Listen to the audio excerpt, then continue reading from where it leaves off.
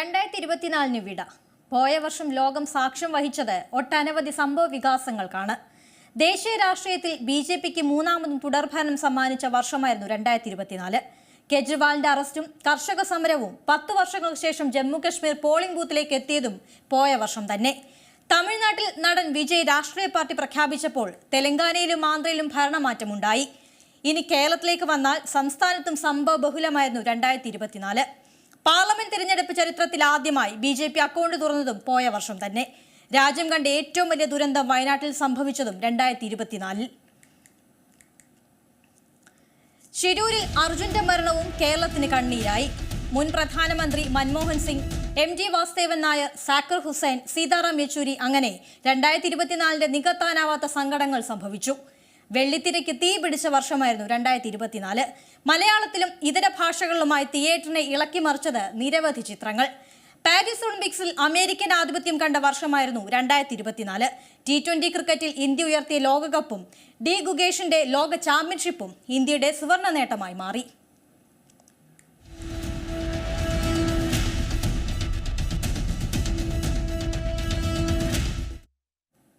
പോയ വർഷത്തെ രാഷ്ട്രീയത്തിലേക്ക് നമുക്ക് ആദ്യം പോകാം.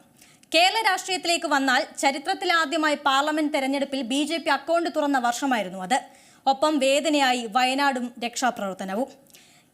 രാജ്യത്തേക്കെത്തിയാൽ മോദിയുടെ നേതൃത്വത്തിൽ BJP മൂന്നാം വട്ടവും അധികാരത്തിലേറി. അഭിജിത്ത് ജയനുണ്ട് വിശദാംശങ്ങളുമായി. അഭിജിത്ത്, ആദ്യം നമുക്ക് കേരള രാഷ്ട്രീയത്തിലേക്ക് എത്താം. അവിടെ നമ്മൾ കണ്ടതാണ് പാർലമെന്റ് തെരഞ്ഞെടുപ്പിൽ BJPയുടെ അക്കൗണ്ട് തുറന്നൊരു വർഷമായിരുന്നു 2024. ഒപ്പം കേരളത്തിന് വേദനയായി വയനാടിന്റെ ദുരന്തം, ഒപ്പം അതിന്റെ രക്ഷാപ്രവർത്തനം ഒക്കെ നമ്മൾ കണ്ടു. എന്തൊക്കെ സംഭവങ്ങളാണ് കേരള രാഷ്ട്രീയത്തിൽ 2024 കണ്ടത്?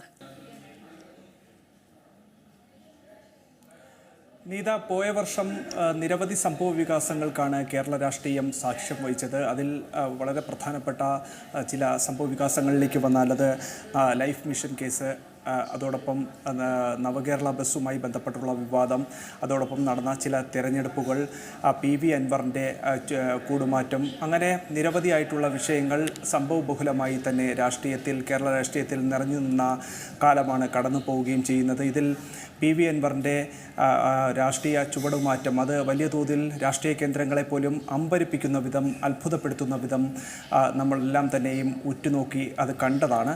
അതോടൊപ്പം സന്ദീപ് വാര്യർ BJPയിൽ നിന്ന് കോൺഗ്രസിലേക്ക് പോയ വർഷമാണ് 2024. ഇപ്പോഴും നമ്മുടെ മനസ്സിലൊക്കെ ഉണ്ടാകും ഒരു പ്രധാനപ്പെട്ട ചാനൽ ചർച്ചയിൽ സന്ദീപും ജ്യോതികുമാർ ചാമക്കാലയും തമ്മിൽ നേർക്കുനേർ ഏറ്റുമുട്ടുന്ന രംഗമൊക്കെ തന്നെയും നമ്മുടെ മനസ്സിലുണ്ടാകും. ഇപ്പോൾ അവർ രണ്ടുപേരും ഒരു പ്രധാനപ്പെട്ട പാർട്ടിയിൽ കൂടിയാണ്.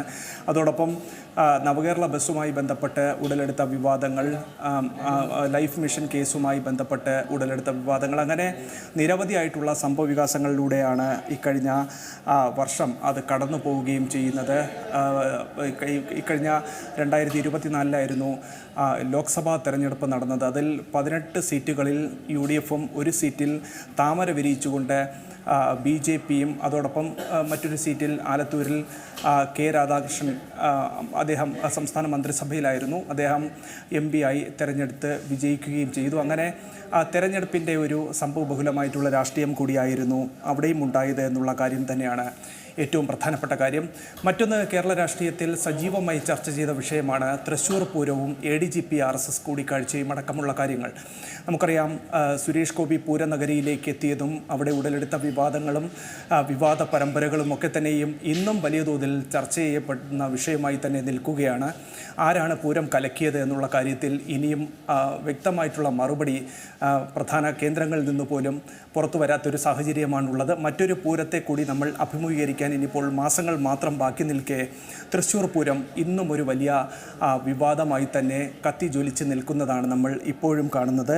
അതോടൊപ്പം തന്നെ ഞാൻ നേരത്തെ പങ്കുവെച്ചതുപോലെ തന്നെ CPMലെ ഏക കനൽത്തരിയായി മാറിയ K രാധാകൃഷ്ണൻ്റെ പാർലമെൻറ്റിലെ പെർഫോമൻസും പാർലമെൻറ്റിലെ അദ്ദേഹത്തിൻ്റെ സ്വാധീനവും അത് ഇടതുപക്ഷത്തിന് വലിയ പ്രതീക്ഷയും ഇടതുപക്ഷത്തിന് വലിയ ആത്മവിശ്വാസവും നൽകുന്നത് തന്നെയാണ് എന്ന് അക്ഷരാർത്ഥത്തിൽ പറയാൻ കഴിയും.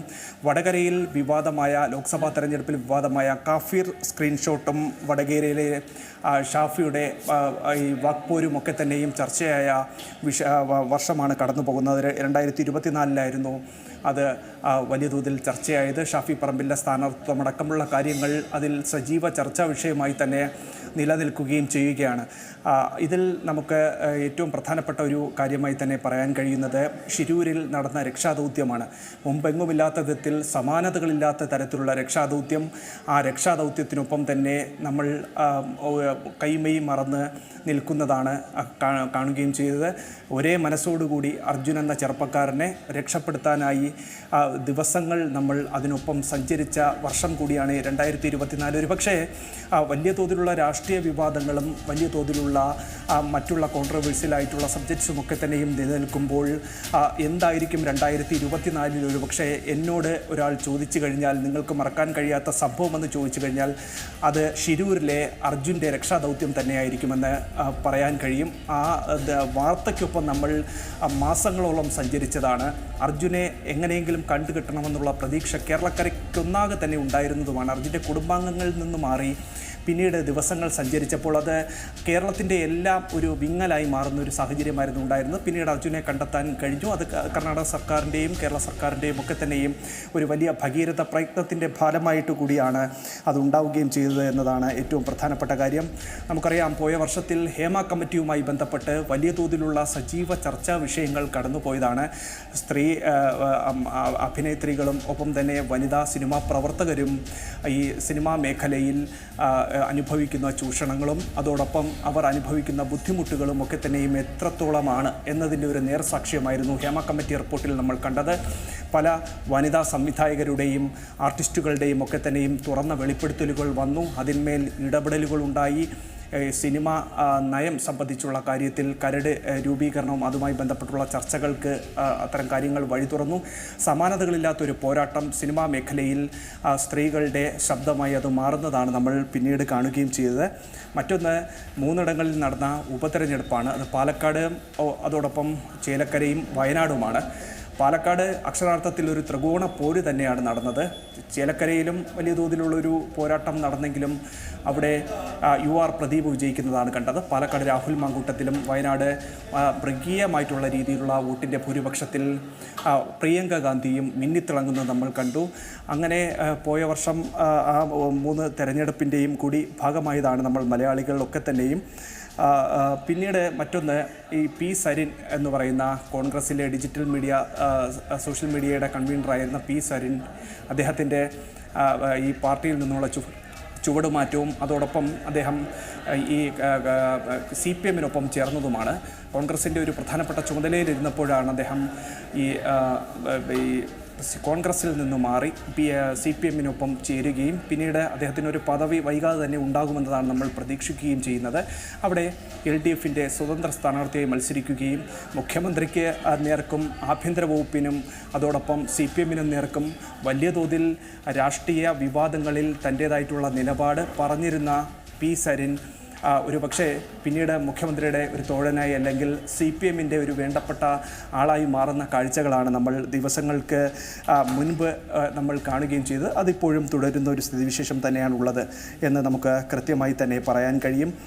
BJP അക്കൗണ്ട് തുറന്നത് അതൊരു വലിയ നേട്ടം തന്നെയാണ്. കേന്ദ്രമന്ത്രിമാരായി കേരളത്തിന് 2 കേന്ദ്രമന്ത്രിമാരെ കിട്ടി. അതിലൊന്ന് സുരേഷ് ഗോപിയും മറ്റൊന്ന് ജോർജ് കുര്യനുമാണ്. ജോർജ് കുര്യൻ പാർട്ടിയുടെ സംസ്ഥാന ജനറൽ സെക്രട്ടറി ആയിരുന്നു. സുരേഷ് ഗോപി ആകട്ടെ പ്രധാനപ്പെട്ട മറ്റൊരു ചുമതലയിലും ഇരുന്നതാണ്. അപ്പോൾ 2 കേന്ദ്രമന്ത്രിമാരെ കിട്ടിയെന്നുള്ളത് വളരെ ശ്രദ്ധേയമായിട്ടുള്ള കാര്യമാണ്.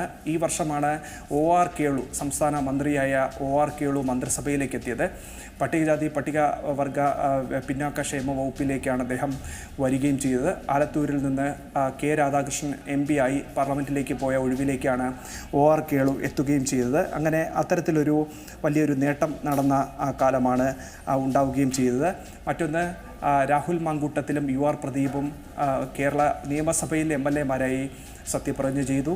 അതോടൊപ്പം പ്രിയങ്ക ഗാന്ധി ലോക്സഭയിലും MP ആയി സത്യപ്രതിജ്ഞ ചെയ്തു എന്നുള്ളതാണ്.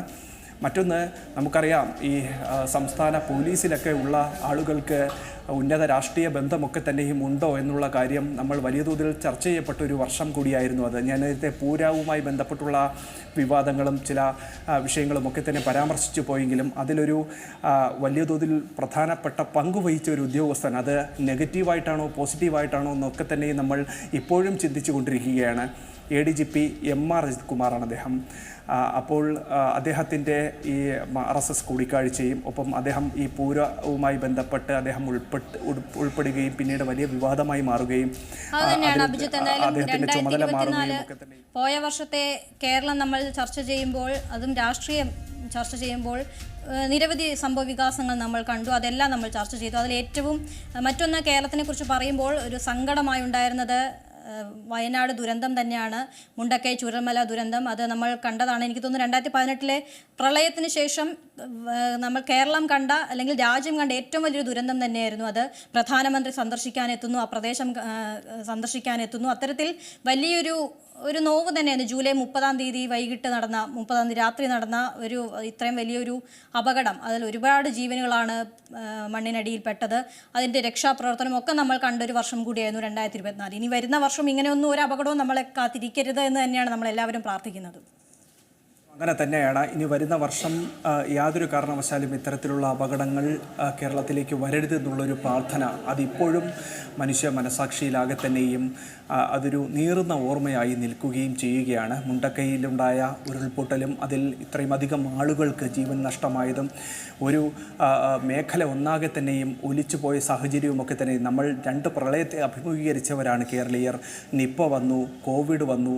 അതുമായി ബന്ധപ്പെട്ട് നമ്മൾ നേരിടേണ്ടി വന്ന ഒരുപാട് പ്രതിബന്ധങ്ങളും പ്രതിസന്ധി ഘട്ടങ്ങളും ഒക്കെ തന്നെയും ഉണ്ട്.